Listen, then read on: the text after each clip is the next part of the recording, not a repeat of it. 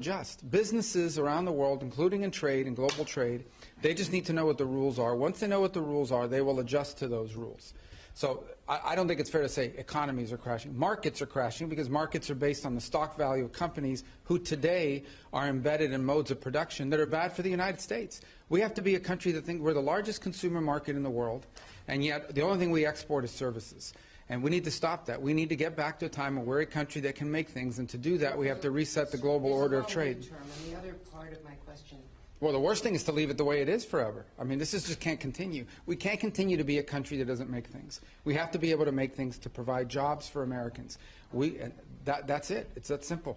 China is an example. I mean, it's outrageous. I mean, they don't consume anything. All they do is export and flood and distort markets, in addition to all the tariffs and barriers they put in place. So the president rightly has concluded that the current status of global trade is bad for America and good for a bunch of other people, and he's going to reset it, and he's absolutely right to do it. Let me ask you about also the predictability of relationships with allies. The Prime Minister of Greenland, the Prime Minister of Denmark, which at this point owns Greenland, so Denmark, a NATO ally, is saying that it's unacceptable that one country cannot annex another country. Well, no one's annexed anything. It's going to be up to Greenlanders. The Vice President made that clear. He's going to respect the self-determination of Greenlanders. So at some point, the Greenlanders have made clear that they want to be independent of Denmark. So that's Denmark should focus on the fact that the Greenlanders don't want to be a part of Denmark. That's what they should focus on. We didn't give them that idea. They've been talking about that for a long time. Whenever they make that decision, they'll make that decision. And then what we're not going to do is let China come in now and say, offer them a bunch of money and become, dependent on China. The president said he would not rule out using military force against Denmark, a NATO ally. No, he said he would not rule out. No. He said he would not rule out. He said, I'm not going to rule out anything if Greenland is encroached upon by a foreign power like a China or Russia or anybody else. But it doesn't matter, because Greenlanders are going to make a decision. They're the ones that want to get away from Denmark. They're the ones that want to be independent. Not us. We didn't come up with that idea. They did. And if they make that decision, then the United States would stand ready, potentially, to step in and say, okay, we can create a partnership with you. We're not at that stage. But that's what the Vice President made clear last week in his visit there. His statement was very abundantly clear, that we will respect the self-determination of the people of Greenland. People of Greenland. And they're the ones that want to leave Denmark. That wasn't our idea. All right. Well, second question here. Missy from Washington Post.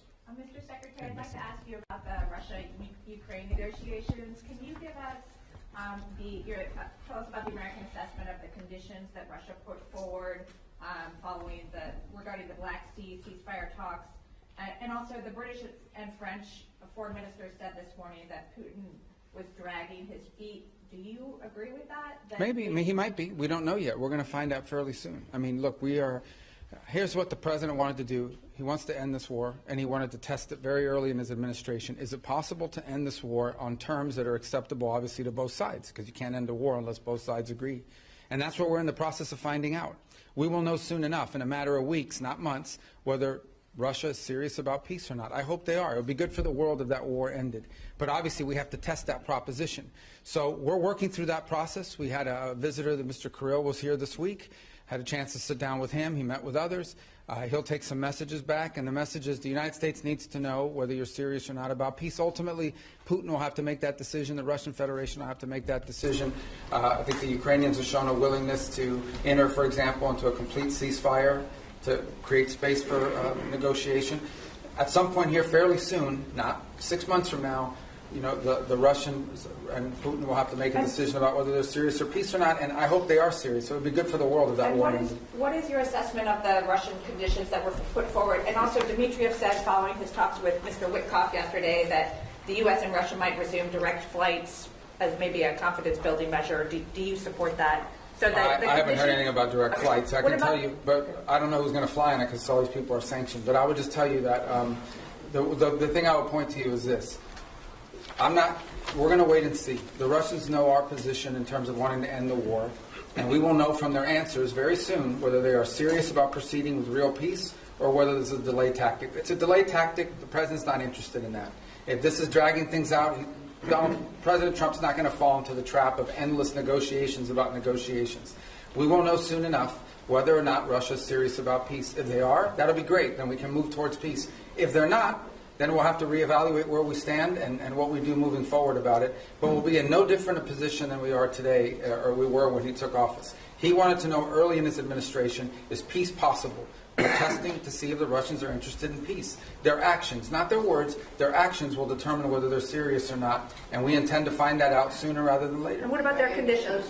Which conditions? They put forward additional conditions after you guys had the Black Sea ceasefire. Yeah, so again, I mean, this is part of the back and forth of these sorts of things. I've had phone calls with foreign leaders, and then I read the readout, and it's like, oh, we said, no, you never, they came, they said something to me they never said. I guess that's part of the game in this place or whatever. But look, bottom line is, to me, at the end of the day, what's going to matter here is whether we're going to move towards peace or not. If peace is real, we will know soon enough. If they're not interested in peace, we will know soon enough. And we'll make decisions on the basis. I hope they are real. There are some promising signs, there are some troubling signs. It's not going to be easy. No one ever said this would be easy. But we're going to find out sooner rather than later. And let's just say I'm hopeful. I remain hopeful. I need to be hopeful that peace is possible and that the Russians are serious about peace. We want them to be serious about peace. And hopefully they are, but we'll know sooner rather than later. Daphne Reuters. Hi, sorry, I'm back here. Your last name's Reuters? Oh, that's pretty cool, isn't it? Go ahead. On the 5% defense spending target, have you received pushback to this idea while you've been here this week? And you mentioned yesterday up to 5% was your language. What do you mean by up to 5%? Well, I said up to a path up, getting up to 5% at some point. I'm not saying overnight, but to get to that point. We think that's what NATO allies need to be spending for NATO to face the threats that it itself has identified and articulated. Here's the good news. The good news is everyone generally, with a couple exceptions, are spending more on defense today than they were 3, 4, 5 years ago. That's positive. That trend needs to continue. So the trend lines are good, but they need to continue. But this is not about spending. Okay? This is not about money necessarily. This is about capability. In order for NATO to be stronger, it needs partners that are stronger. Okay? The United States commits a lot to NATO and continues to. We are as involved in NATO today as we have ever been, and we intend to continue to be. But it has to be a real alliance, and that means that our alliance partners have to increase their own capabilities. So hopefully 2 things have led to that. The first is the war in Ukraine, I think, has woken up a lot of people on the continent about real threats and real war. And the other is, I think, the pressure and the statements of President Trump that have been pretty consistent about increasing their spending. So this whole trajectory of more defense spending began, I believe, back in 2017, 2018, under President Trump's first term. We want that trend to continue. And we're hoping when the leaders meet in The Hague that there'll be further and firmer commitments in that direction. I think it's beneficial to the alliance. The stronger our partners in NATO are, the more capable our partners in NATO are, the stronger NATO is. And everybody should be in favor of that. And sorry, just to follow up, so will you try and get the official target as 5% rather than 2%, and will the U.S. commit to 5%? Sure, we're heading there now. We're going to have to spend more on national security because we have a global footprint. And that's the point that I think has been made and missed in a lot of places. Okay, the United States has Indo-Pacific alliance obligations as well that we've made. We are currently involved in opening up the Red Sea so that global shipping for everyone, including our European partners, can become possible again. We're engaged in counter-drug and counter-gang interdictions in the Western Hemisphere. There's obviously all sorts of issues going on in different parts of the world, including we're concerned about a resurgence of terrorist cells, whether it's in Africa or in the Middle East. So the U.S. has these global obligations, and we have China that's undergoing the largest, most expansive peacetime military expansion in history. So we need to confront all of these things, and we're engaged in all of those things. So we're going to have to increase defense spending in our country. I think our commitment to NATO isn't just 3-something% spending of GDP. It's sustained over an extraordinary period of time, and that continues. So, look, I think our partners know they need to do more. They've all indicated they want to do more. They've begun to do more, and that trend needs to continue. Mr. Secretary, you mentioned that you met with Kirill Dmitriev as well. In order to stop them from dragging their feet and dragging this on, is there anything that you said, perhaps not threats, but is there anything that you said you wanted to see concretely from the Russian side in order to peace. We want to see peace. But specifics in terms of getting to this ceasefire first and then the negotiations later? I mean, peace means you stop shooting at each other. I mean, it's as simplistic as that. Now, obviously, look, there's all kinds of conditions for a final peace, and you have to work with both sides. And I've said from the beginning, the only way a war ends in a negotiated settlement. If it's not an unconditional surrender, then it is both sides make concessions. We're not going to prejudge what those concessions are because those concessions will depend on what Ukraine will accept and Russia will accept. But we have to make concrete steps towards peace. What we're not interested in And I'm not accusing them of this. I'm just telling you what we're not interested in is negotiations about negotiations. That we're not going to continue this forever. So none of it was threatening. I think it was more an explanation of this is our timeline, and at some point it'll be clear whether you want peace or you don't want peace. And that time is coming. It's pretty short. At the same time, as you now have seen, members of Congress have begun to file bills to increase sanctions.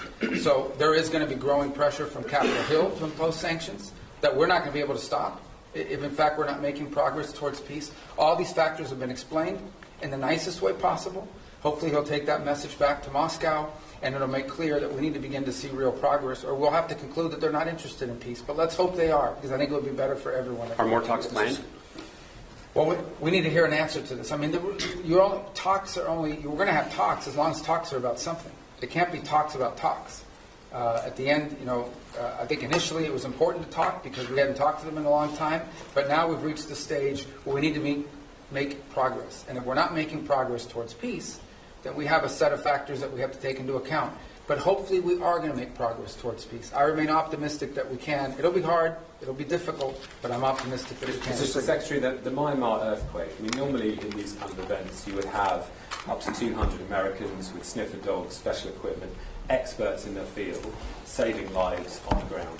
This has not happened because of the dismantling of U.S. Well, that and the fact that it's run by a military junta that doesn't like us. So it's hard for us to move around in that country. I'd say these events are always non-political. They went into Syria, for example, in the Turkey-Syria earthquake.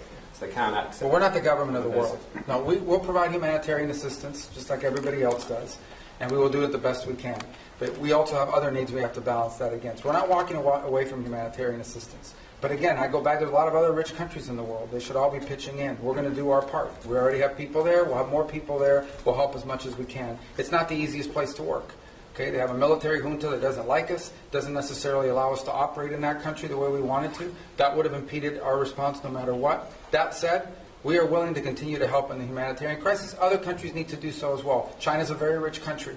India's a rich country. There are a lot of other countries in the world, and everyone should pitch in.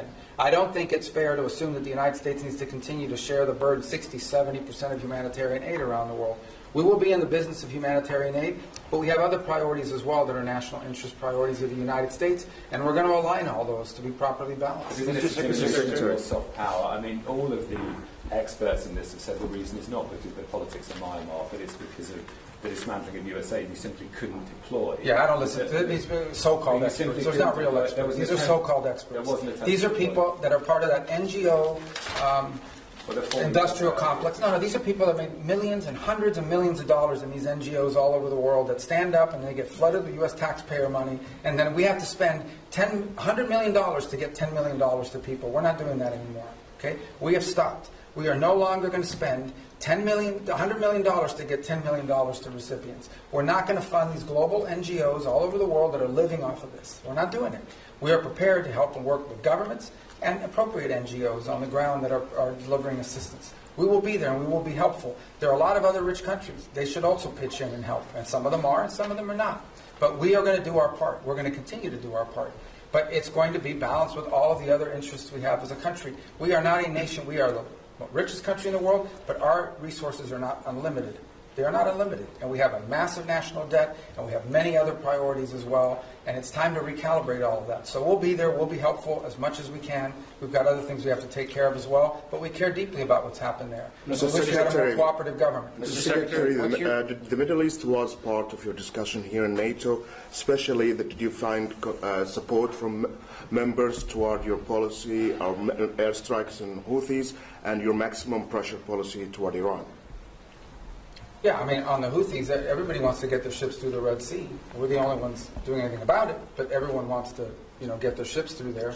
As I said, we've done the world a great favor by taking on this band of criminals who have, unfortunately, sophisticated weaponry that they can use to, they attacked, 150, 160 merchant vessels. 174 times they've attacked the United States Navy. So I think the world should be grateful to the United States for being involved in this and doing this. Everyone thanks us for it. I understand these nations have limited capabilities, despite being very rich countries. Nobody else can project power there and do this. But that said, we think that mission is going to bear fruit, and it's necessary. We can't have a band of criminals controlling that. In the case of Iran, I don't know of any country in the world that's excited about Iran ever having a nuclear weapons capability. Some are more forceful about it than others. We've had talks about that. As you know, the president would like to figure out what's going to happen there, but he's also made it clear that there's not going to be a nuclear-armed Iran. That's not going to happen under his watch. Mr. Secretary, what's your message to foreign citizens who may be afraid to come to the United States because they're concerned about potentially being detained over some minor administrative error, because they might have something on their phone with criticism of the president or of the Israel-Gaza conflict, and they don't want to come into the United States now? No, first of all, those people that have their phones looked at and so forth, and I'll refer you to CBP to go through their processes. But generally, it's people that have been flagged coming in for a reason.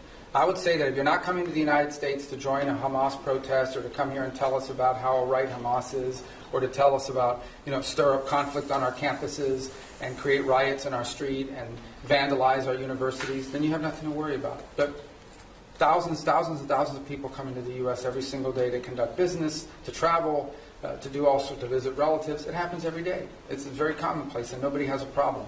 I mean, if you're coming here to create problems, you're probably going to have a problem, and I think that's a good thing. If you're coming here to create problems, not here, in the United States, you're probably going to have a problem. Yeah, but we're not going to continue to be stupid enough to let people into our country who are coming here to tear things up. Not going to happen. Mr. Secretary, have the Russians done anything concrete to make you encouraged that they are truly interested in peace? And when you talk about timeline, I know you're not going to give a specific timeline, but are you talking weeks? Are you talking months? I think we're talking weeks, probably. Yeah. I mean, there's a lot that has to happen here in the next few weeks in order for this to be real. In terms of concrete, I think they've agreed to certain things. I mean, I think their things are not striking now that they were before. Obviously, both sides claim that the ceasefire is being violated, as typical of ceasefires like this. But that said, not concrete in terms of are we closer to peace? We're closer to peace simply because we're talking to both sides, but we're not closer to peace because we have a deal on our hands to end this conflict. But we're going to know soon enough. That's my point I make everybody. People come, oh, well, Putin, you can't trust him. It's not about trusting Putin. It's not about trusting anybody. This is about actions. If you're interested in peace, you stop fighting. And you lay out the conditions by which you're willing to end a war. And they have to be reasonable conditions, right? Not crazy stuff. If you're interested in peace, that's what you do. If you're not interested in peace, then you sort of drag it out and you come up with excuses and you pull, and we know that, and we're not going to get pulled into that. But let's hope it doesn't come to that. Let's hope it, let's be optimistic that that's not the direction we're going. We're prepared if it is, but let's hope that we're not heading in the direction of this is just a delay tactic. All right, one more, then we wrap up. Don't you guys want to go home, the ones that came? Your allies here and also Ukraine, they believe that Russia is actually preparing to launch another campaign, a military campaign, as soon as the winter season ends. Do you have any reason to help that? That they're going to do what, I'm sorry? The Russians they are preparing to start another military campaign. Well, then we'll know they're not interested in peace. And at this very moment, they're targeting energy sites. Can I get a reaction to that? Targeting what, I'm sorry? Energy sites in Ukraine. Well, again, I get that means they're violating the ceasefire. That's not a good sign, But I think that would tell you this, that ultimately this is a war. Right now, things are going to be blowing up in Ukraine and inside of Russia because there's still a war going on. That's what we're trying to end. Okay, if we have a true ceasefire, which is what we wanted, a complete ceasefire, nothing should be blowing up. But the Russians didn't agree to that. They wanted a partial. And then obviously when you get into these partials, it's one of the reasons why we didn't push for a partial. We'll take it because it's better than nothing. But one of the reasons why we didn't push for a partial, because there's always disputes about what are you hitting and what you're not hitting. But in the end, this is still a war. And we want it to stop. The fact that religious sites are being hit, or energy sites are being hit, or civilian sites are being hit, that's why war is a bad thing. And that's why the president wants to end it. As far as them conducting another campaign, well, then that'll be a very clear sign. Right? If all of a sudden we wake up tomorrow and the Russians are launching a massive offensive, then I think that's a pretty clear sign they're not interested in peace. That hasn't happened yet. Let's hope it doesn't happen. We want to know whether they want to do peace or not. And if they do, then there's a way there, and we're willing to help. If they're not, then it's good to know early so we can adjust our policies accordingly. All right, everybody, all right. Thank you so much. Thank you, guys. Thank you. Ambassador